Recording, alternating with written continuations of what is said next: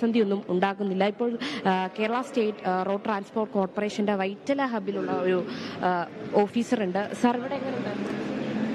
നിലവിലെ സാഹചര്യത്തിൽ എല്ലാ വണ്ടികളും വന്ന് പോകുന്നുണ്ട്. യാത്രക്കാരുടെ കുറവുണ്ടെന്ന് മാത്രമേ ഉള്ളൂ. വേറെ പ്രശ്നങ്ങളായിട്ടൊന്നുമില്ല. സ്ഥിരമായിട്ടുള്ള സർവീസുകളല്ല, സ്ഥിരമായിട്ടുള്ള സർവീസും വന്ന് പോകുന്നുണ്ട്.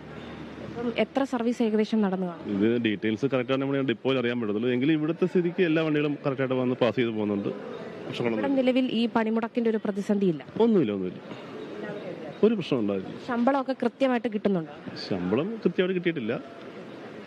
എല്ലാം വണ്ടികൾ എല്ലാ കാര്യങ്ങളും നടക്കുന്നുണ്ട് കറക്റ്റായിട്ട്.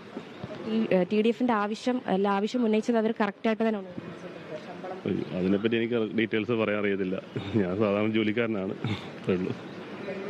സർക്കാർ ജീവനക്കാർ ഉൾപ്പെടെയുള്ളവർ, അല്ലെങ്കിൽ സർക്കാർ ജീവനക്കാരാണെങ്കിലും അവർക്ക് സുരക്ഷിതത്വമില്ല, അല്ലെങ്കിൽ അവർക്ക് കൃത്യമായ രീതിയിൽ വേതനം കിട്ടുന്നില്ല, 1-ാം തീയതി വേതനം കിട്ടുന്നില്ല എന്നൊരു ആവശ്യങ്ങളൊക്കെ തന്നെയാണ് TDFന്റെ നേതൃത്വത്തിൽ നിന്നും ഉന്നയിച്ചിരിക്കുന്നത് വേണം മനസ്സിലാക്കാൻ. അതോടൊപ്പം തന്നെ ശമ്പളവും പെൻഷനും ഒന്നും കൃത്യമായ രീതിയിൽ ഇവർക്ക് ലഭിക്കുന്നില്ല എന്ന് പറയുന്നുണ്ട്. അതോടൊപ്പം തന്നെ ഫെബ്രുവരി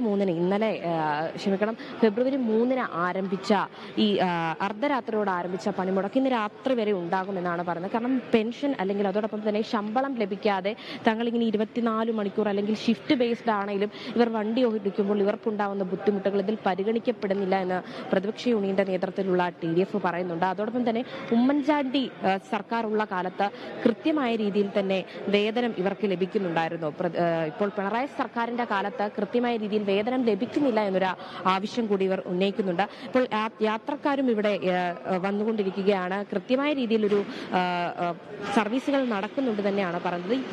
ഇവർ ഉന്നയിച്ച ഈ 12 ആവശ്യങ്ങൾ നോക്കുകയാണെങ്കിൽ TDF കുടിശ്ശിക പൂർണ്ണമായും അനുവദിക്കുക, അതോടൊപ്പം